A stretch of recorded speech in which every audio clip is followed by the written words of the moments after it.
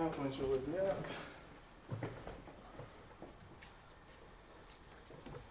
Thank you everyone for coming out. Thank you, Mark, for recording it for those who can't make it today. Thank you, Ian, for the introduction. Thank you, Oxford Civic Society. There's so many thank yous. Thank you, Becky, you showed up. I'm going to be talking about you in a minute. Thank you to all of you, those of you who I know personally and those who I don't. I've got HeartyEarth badges, as I promised on Facebook, for everyone. It's in my, I think it's an Indian handmade cutlery box that I got passed down from my grandma, where I keep the HeartyEarth badges. You're all welcome to take one. I just gave one to Tim, who said, would you mind me mentioning that? Tim said, well, I haven't earned this. And I said, well, the Duke of Edinburgh's that show up to the initiatives haven't earned it either. But you give this so that they can go off and earn it afterwards. So you're all welcome to take a badge. Basic introduction was done. I do have a few slides that I want to quickly jump through. I think my main message at the end kind of echoes what I've put on there as a title, a working title for me. Since my Oxford involvement with food goes back to, what date is that? This is the earliest email I could find, 2011. It was called the Oxford Food Bank, not the Food Hub. And am I okay? I'm not in the frame, so I stay here. I drove, I was working at Brooks, or maybe just before Brooks. It is just before I started working for Brooks, and I was doing Saturday mornings. I did the drive from Bodley to Sainsbury's in Kidlington, and I did deliveries to a few charities, including Emos in Cowley. And those of you who volunteered for Food Hub over the years, at the time, as I said, it was called the Food Bank, even though it wasn't a food bank. Remember, and I remember how there was so much iceberg lettuce in those years, and bananas. And I would show up to the kitchen behind the church for Emos and open the van, and there's icebergs going up, bananas going up, and the chef's like, come look in the kitchen. I've had the same delivery yesterday. What do you expect me to feed people with iceberg lettuce and bananas?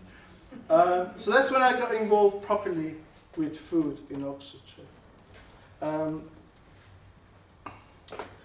Then I'm going to fast forward to COVID, when me and Cheyenne got on to do more things foodie. And I think it was around maybe a few months into the birthday of Oxford Mutual Aid. Those of you who don't know that organisation, it still exists, even though it kind of came about because of COVID. It's in, someone help me. Ricky, what building are they in still? 276 Cowley Road. That's the one. They're still in a church, attached to a church, and they're still there, and they give out surplus and non-surplus food to families who request them. I've got a video of those times. Cheyenne might have not seen this for ages. Do you remember this video, Cheyenne? Yeah. Do you remember being stuck? Cheyenne? No. You got a roll of food. Yep. Roll of food.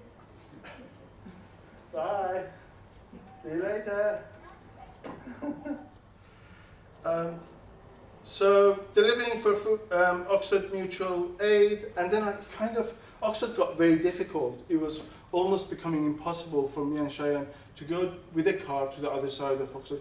And I'm not talking about LTNs here, I'm talking about before LTNs.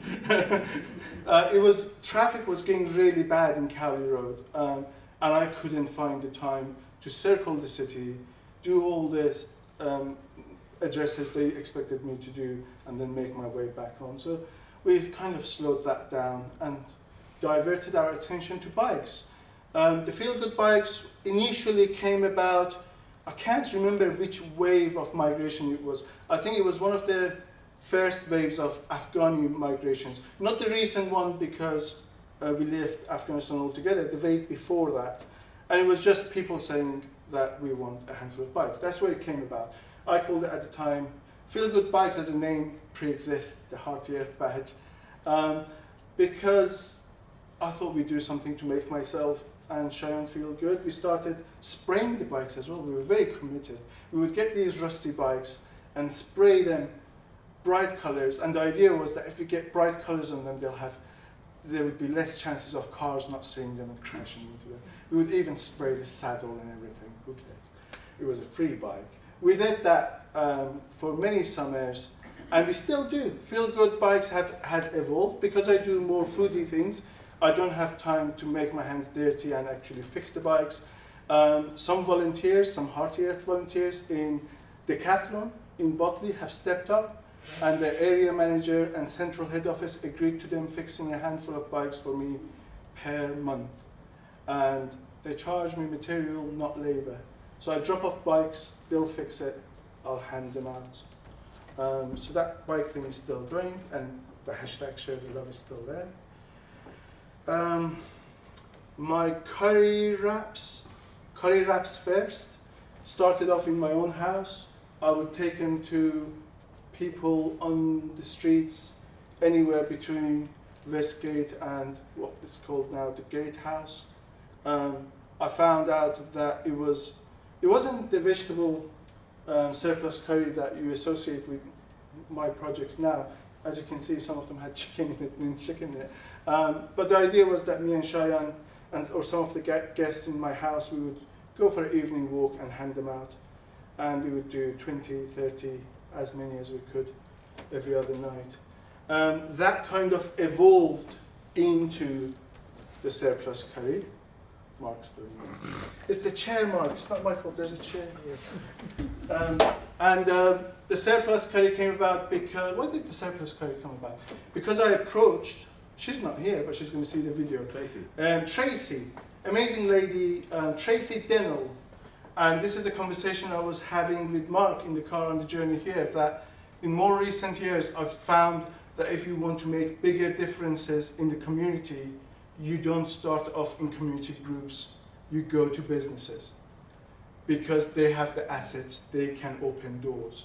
And Tracy, I approached her and I said, I've seen a sign in Botley notice board saying, you're not going to cook food in the pub anymore between this hour and this hour. She was like, yes. I said, can I use the kitchen? She said, no. She said, Marston, the chain, would never agree to this. And I was like, can you ask, please? She asked, and they said no. And then I said, well, can you ask the area manager? I had a meeting with her area manager and herself. He liked the idea as well. He went and twisted someone's arm in the head office. And they agreed, as long as it didn't affect their hygiene ratings and their own things. And we've been going on and off for now 2 years and a bit. Started off in Seacourt Bridge pub in Botley. Then I did a full year of 3 times a week cooking myself, hands-on. Then we slowed down because 2 days were not that popular and it was piling up in the freezer. Then we moved it to Fried's White Church because that would have mirrored the hours of Oxford City Larder that the other volunteers do on the other side of the road. And we thought if we match the hours, the Larder families could have the curry as well. And that has worked beautifully. So about 200 families show up at Oxford City Larder, and they have a choice to just pop across the road and have the curry in St. Fried's White Church, where they can eat it or take away. Now that has evolved even further when we had those of you who do community food things. Again, he's missing because he's in Wantage right now, and Wednesdays are his busy day in Wantage Parish. He does what are they called, Emily? They're called round table. Yeah. And what's his name? James Hart. James Hart cooks for the round table in Wantage, and he showed up at the larder and he said, I've heard about the curry, and I said, let's do it.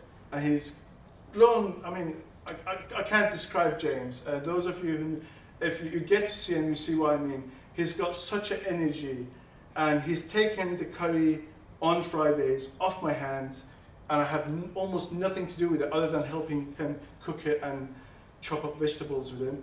But then he's evolved it more recently, I think inspired by Ricky's Botley Bikers. he's come up with curry bikers, and he's even printed jackets on Fridays. He takes 20, 30 portions, and with another volunteer, Christine, they take it into town, and again they try and catch anyone between Westgate and Gatehouse and just give the warm curry out. So that's the hashtag curry bikers. Okay, let's get on to the larders.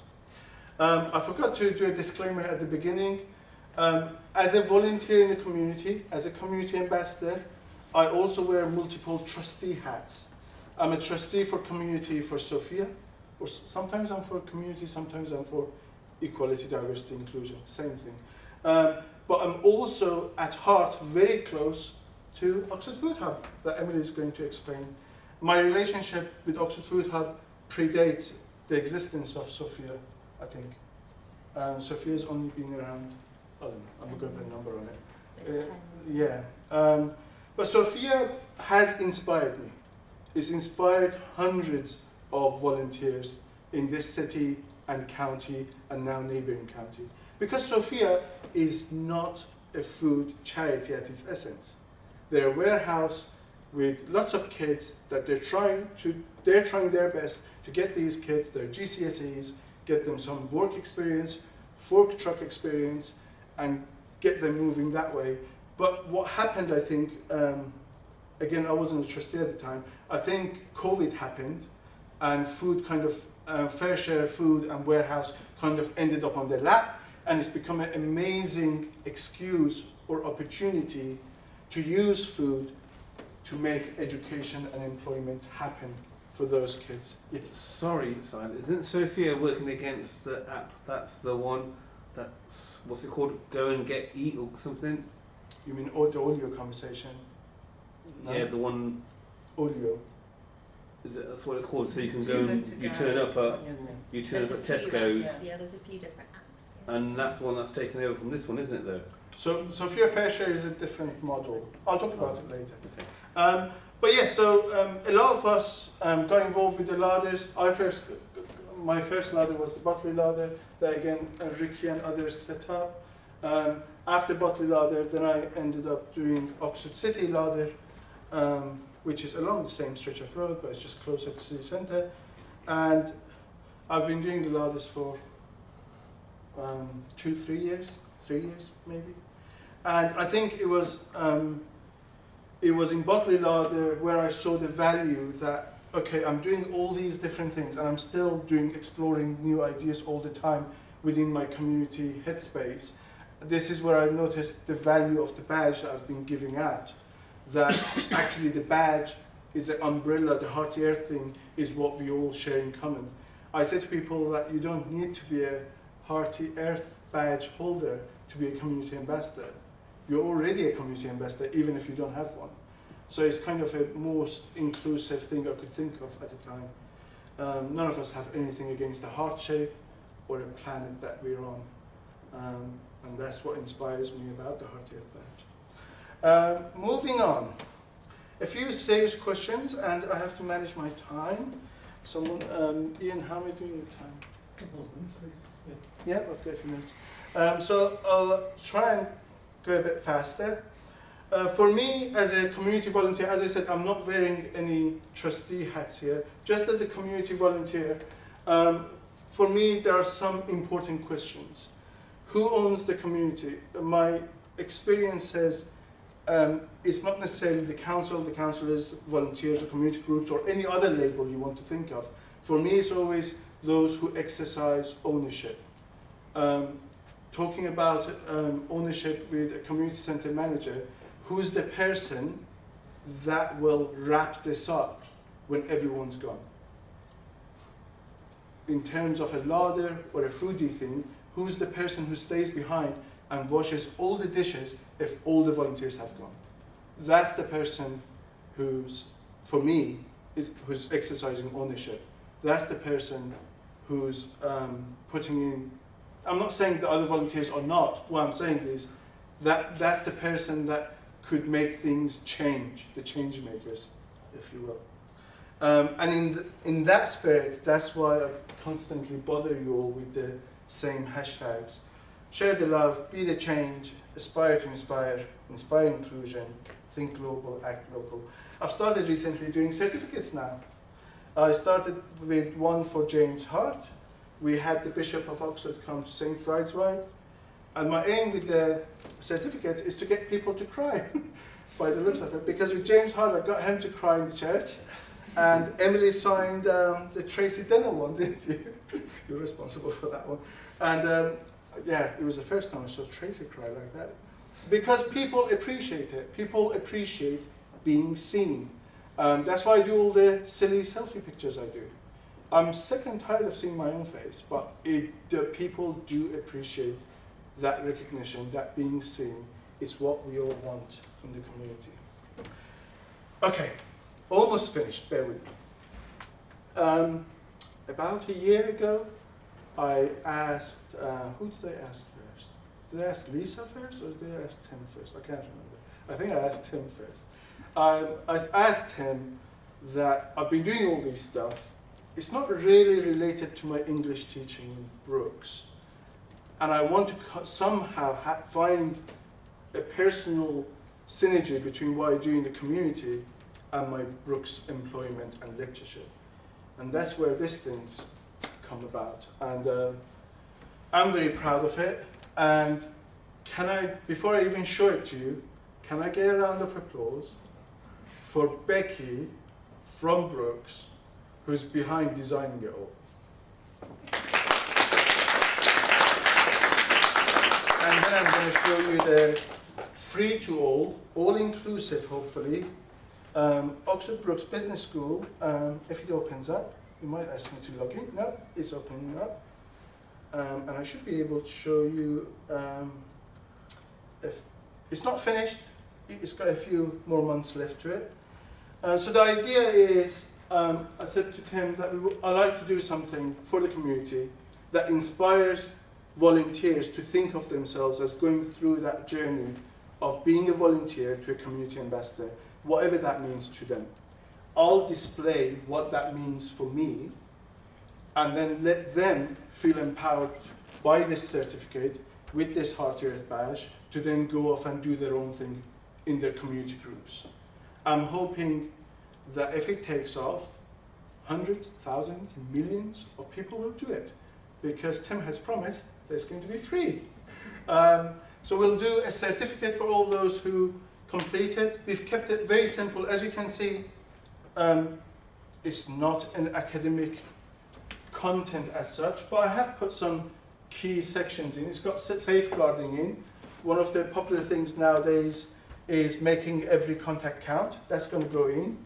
And then each hashtag has got a little bit of, it's not even too much writing, I don't think.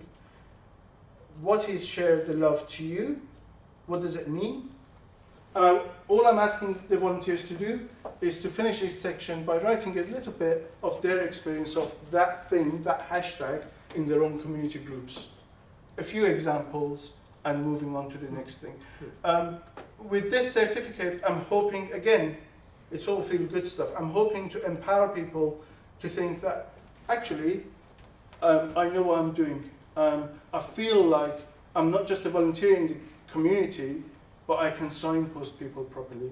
I feel like I've had the right conversations and the right framework, at least some kind of framework added to what I do as a volunteer in a community group. So thank you very much, Becky. It looks amazing. I couldn't be more pleased. It's really nice. And I can't wait to get the volunteers to trial it. Hopefully not very long from now. That's that. Just a few books. I wasn't going to use academic references. Just a few nice books that inspires my inclusive approach to the community. It's very difficult, isn't it? How to lead when you're not in charge.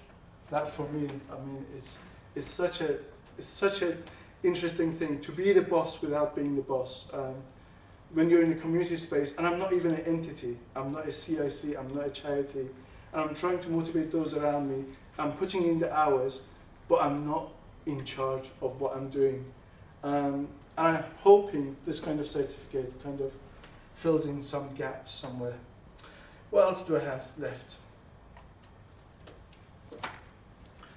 I'm almost finished. I've got, are you a community ambassador now? If you are, take a HeartyEarth badge.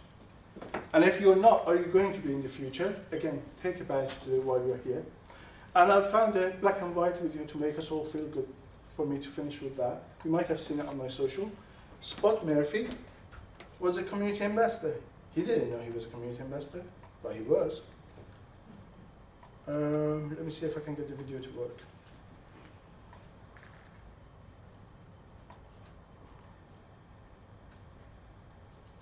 London are soothed and smooth at their railway station. The station with the personal touch. Good morning. This is Spud here. It's time to get up and sorry to disturb you, but the reality is you asked me to give you a call. The person with the personal touch is the man in charge of the station, leading railwayman Spud Murphy. When he's checked that his sleepier customers are awake, he lights the waiting room fire to be ready for them and chalks up his own rhyming version of the day's news. If in the struggle to wake up a commuter forgot to put on a tie, as sometimes happens in East Farley, Mr. Murphy has one waiting for him at the station. There's a comb if he needs it too, and spare shoelaces, and their preferred morning paper. With 4 minutes to go to the 7:29, there's still time to choose something to read from the free exchange library set up by Mr. Murphy. The cosseted commuters relax in Mr. Murphy's waiting room, almost as cosy as at home. One man arrives late. He's had to leave his car on the wrong side of the level crossing. No problem, Mr. Murphy will park it for him later. It's a pity that the rest of British Rail can't be like this, but he won't let you forget anything. He calls early morning. He's been in trouble a couple of times for making tea for passengers. People like Spud make the world beautiful, really.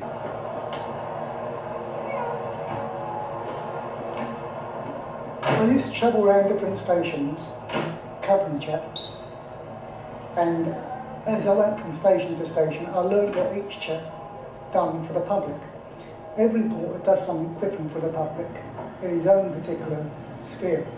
And all these things came to me and were stored away. And when I came to Farley, they were just what everybody else had done and turned into one thing which somehow captured the public's imagination. But you do all these things, all the things that you've seen. I'm going to leave it there because I'm taking up too much time.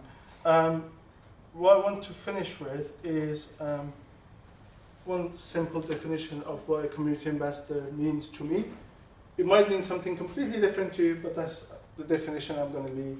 That's my experience of what a community ambassador means. That's what I aspire to do in my initiatives. The bikes, the surplus food, the curry, they're all excuses. They're not the real thing I'm after. The real thing I'm after is the stigma versus inclusion conversation. We've got some surplus food here. I leave this here on the stage as well. After all the talks are finished, make sure you take some surplus food from, not from Oxford Food Hub, they are from Oxford Food Hub, and a HeartyEarth badge. Thank you very much, everyone. Hi everyone, I'm Fiona from Good Food Oxfordshire. Thanks to Simon for such a really warm and inspiring introduction. I actually just wanted to reflect on a conversation I had with you, which you may or may not remember, but it's always stuck with me. And it goes back to your point about leading with, you know, how to inspire change without being the leader, or leading without being in charge, sorry. And we were talking about healthy eating and how we support people to eat more healthily, and you cited that, said, well, I don't want to stigmatise people for eating unhealthily, so I'll sit there with a pot noodle at the larder, but I'll just put a handful of peas in, and that will just be a sort of a very simple leading by example and inspiring others, but not stigmatising. And I cite that quite a lot, Simon, so thank you for that. So Good Food Oxfordshire, we are a network of around 200 local organisations who are all committed to a fairer, healthier and more sustainable food system for Oxfordshire. And they pledge the commitment to that by signing on Good Food Charter, which reflects their ambitions for food that's good for people, good for the planet and good for community. And we're very much working with everyone who is part of the local food system.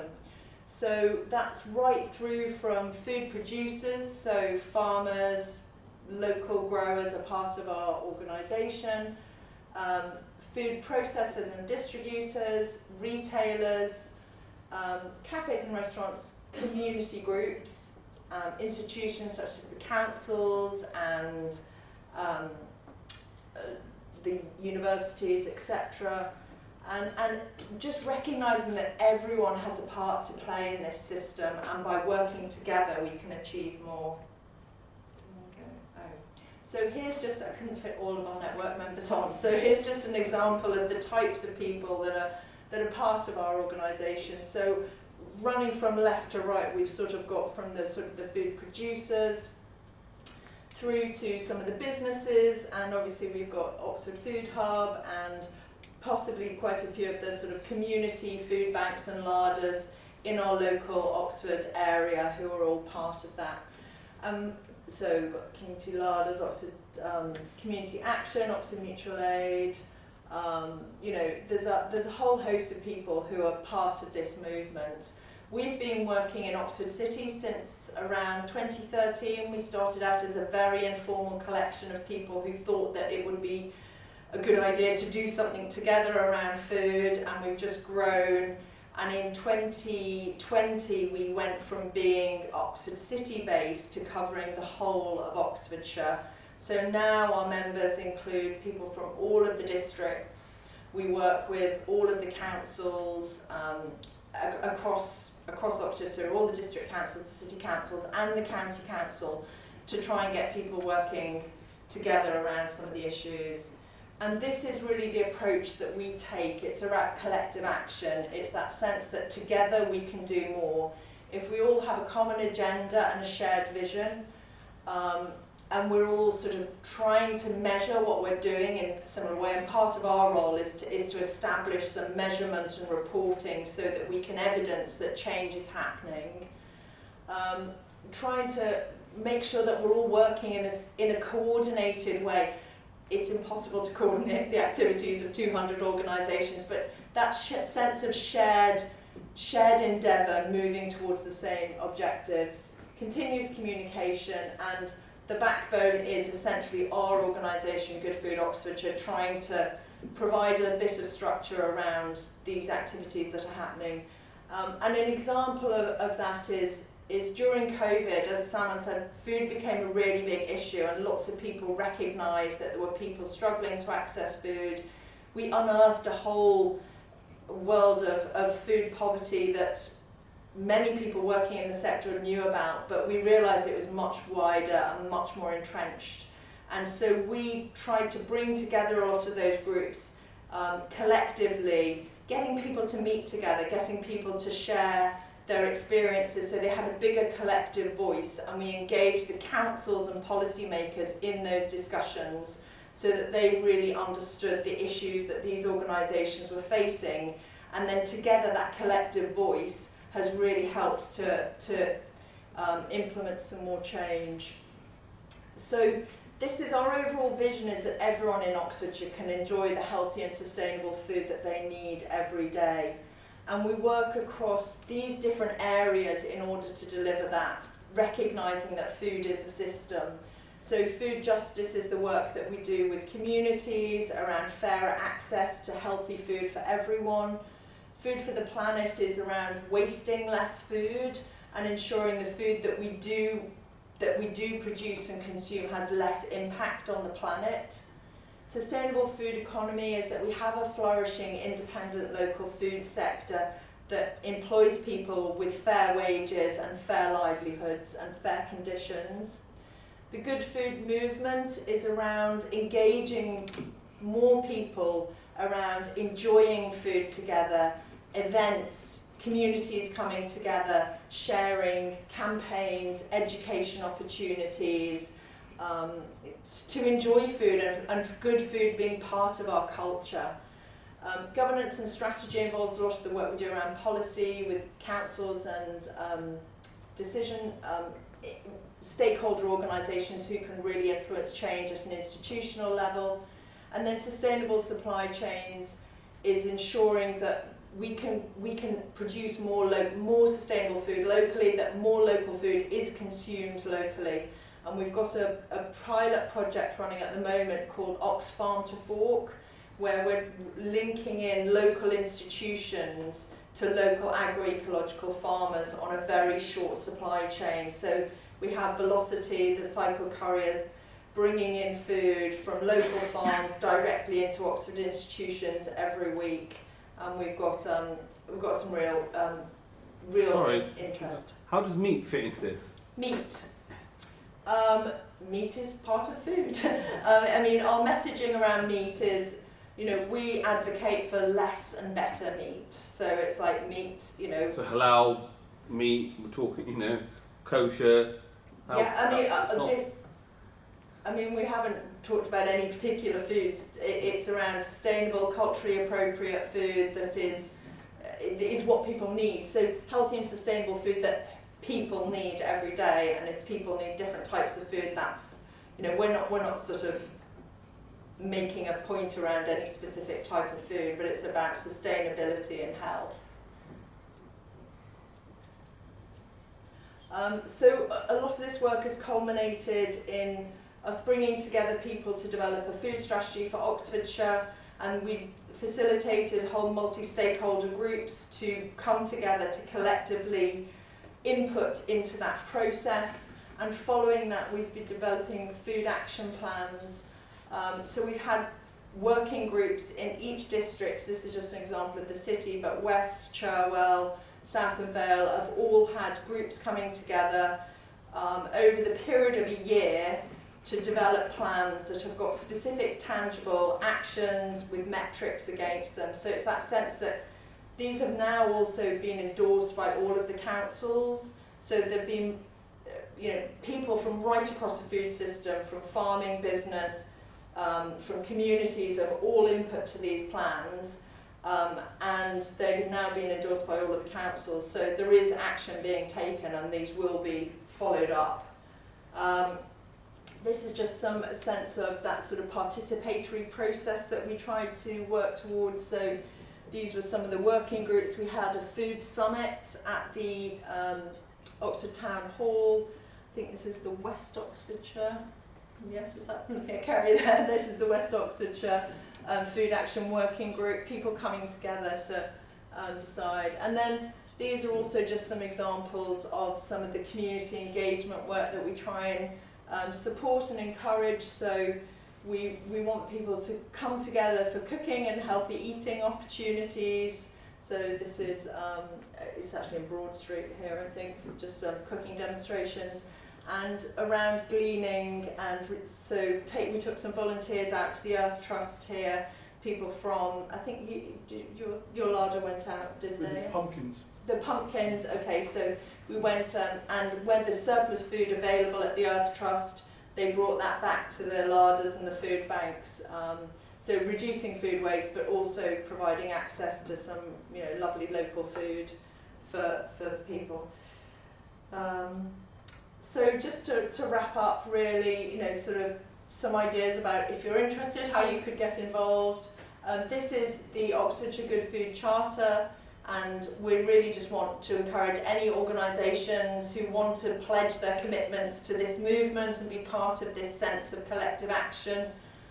You just sign the Good Food Charter, you just pledge an action that your organisation would like to take to support this. And if you go to our website, we have a regular newsletter, and there's events and campaigns. So our current campaign is Switch Up Your Lunch, which is to encourage institutions to get their employees to go vegetarian or vegan for a day, just to experience what that's like and bring together around a purpose of sustainable eating. So that's it. Thanks very much. I'm CEO of Oxford Food Hub, and I'm just going to talk a little bit about what we do, how we fit into what we, I suppose we, as I think it was Sam said earlier, that we're not a food bank. We used to be called Oxford Food Bank, and before food banks were a kind of a sort of a thing that people talked about even. But we've not actually ever been a food bank, so we don't give individuals food, but we support the infrastructure for the groups that do. So just to start off with, just to say what our mission is. So we've got a two-part mission, and primarily the starting point was about minimising food waste and the climate impact of the food system. So that is kind of at our core, about reducing the amount of food that's wasted and getting it back into the food chain, if you like. So there has been a reduction in the amount of food that's wasted in the UK, but it's still estimated around 10.7 million tonnes of food that is just wasted. And so we're sort of trying to find ways to reduce that and get it back into people. And then the second part of our mission is around sharing that food with people in need. So when we've got our hands on the surplus food, making sure that we're making the best of it and getting it to people that need it. We've been going for 15 years, just over 15 years, and we've always been based in the Botley area. We've got 2 warehouses in Botley on the Curtiston Industrial Estate. We've got 6 vans. We started off with 2 men and their car, basically picking up food from Sainsbury's that they saw being thrown away and wanted to make sure that it was used for something good. Asked Sainsbury's if they could have it, and took it to around 6 charities at the start. So it's grown over those 15 years to the size it is today, which we have 7 staff and we have just over 100 volunteers. And instead of those 6 charities that we're dropping food off to, it's up to 200 well, it was 205, but then one of the staff said 210 today, so I think we've had a few more join this week.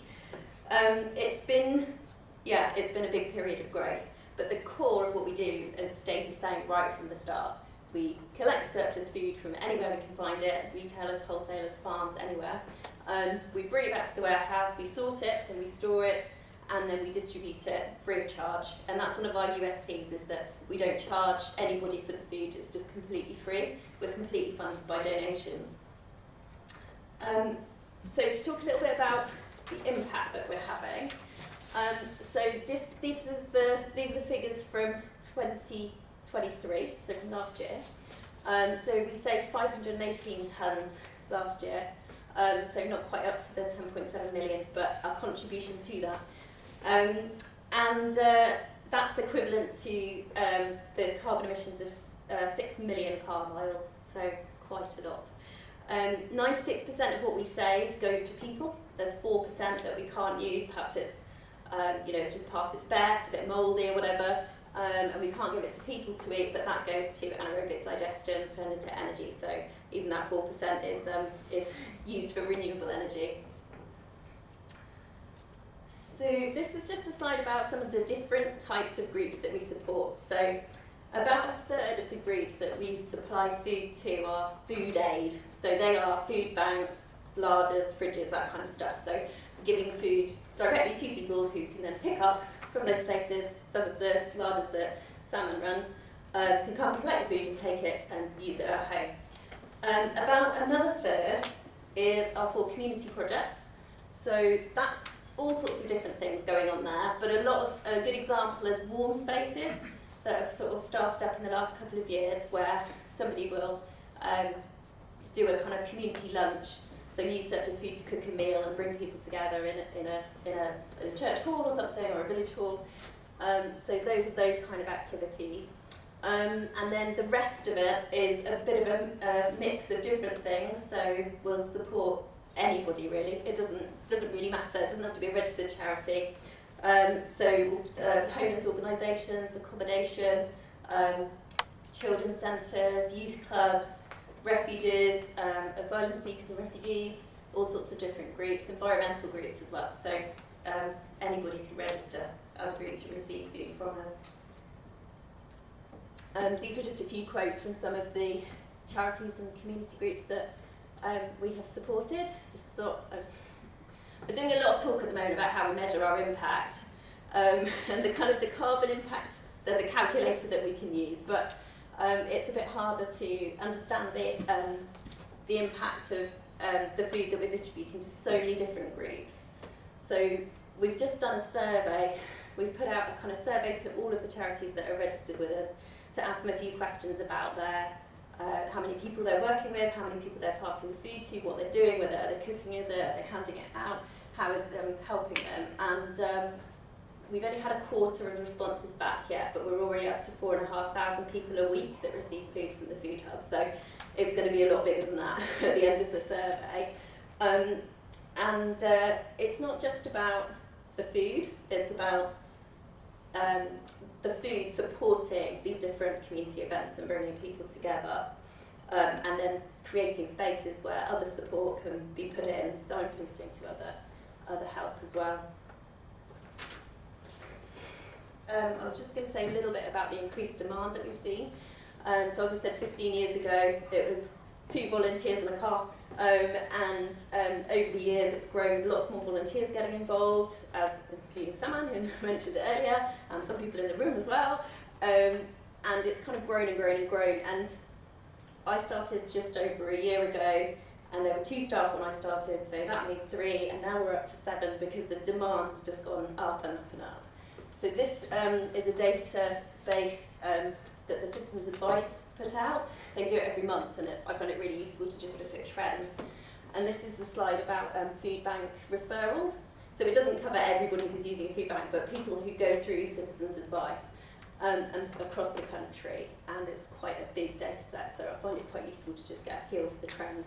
And that blue line is the people that have been helped for the first time with a food bank referral, and the red line is people that have been helped in the past. So it means that people are sort of going back. It's not just a one-off thing. People are using the food bank repeatedly. So that's what we're seeing. We're not seeing a fall. It's not plateauing yet. So with the cost of living crisis generally, it's just created this demand. So there's more people who need food. There's more charities being set up to support them as well. So when I started just over a year ago, we had 160 charities. Like I say, now we're up to 205. So just in that space of like almost 18 months, it's just increased dramatically. And the groups that we're supporting need more food because more people are coming to them. The other reason why they need support from us is because of other costs rising. So rent, energy costs, materials for activities. So if we can provide free food to a group, then they've got more money to spend on the other elements of their offer to the community. So that's another reason why people like getting the food from us, because it just saves them a bit of money and they've got a bit more to play with then. On to the last slide, you'll be glad to know. I think that we're not going to, I don't think we're going to solve food poverty at the Food Hub by sharing food. It's the fact that we're saving food from the food system and then putting it to good use is what it's all about. We can help support the charities that are dealing with this issue right now, but it's not sustainable for the long term. And we have seen obviously more demand for surplus food, so there's a bit less to go around as well. So it's a bit of a challenge at the moment to manage. But yeah, so I just thought I'd put a little slide up there just in case there's anybody here that's interested in getting involved with helping out with this challenge that we've got. So one of the ways that people can help is if you are from a business or you know any businesses who have surplus food, put them in touch with us. So there's lots of groups that can do with surplus food, but the idea with the Food Hub is if it all comes into one place, it can be sort of stored. We can take any type of food, we can take meat, fish, dairy, everything. We've got all the proper storage facilities and everything set up for that. And then we will make sure it gets to the people that need it. Obviously financial donations are always useful because our running costs are going up all the time as well. People can get involved as a volunteer. At the moment we're looking for a Sunday driver and driver's assistant in the week. And then the other thing is ideas for new premises. So where we are at the moment on the Curtis Industrial Estate, it's just been bought by somebody who's probably going to be redeveloping it in a couple of years' time. So we're just kind of putting feelers out and seeing if anybody knows of any light industrial units we might be able to use either on a temporary or a longer term basis. I'll stop there.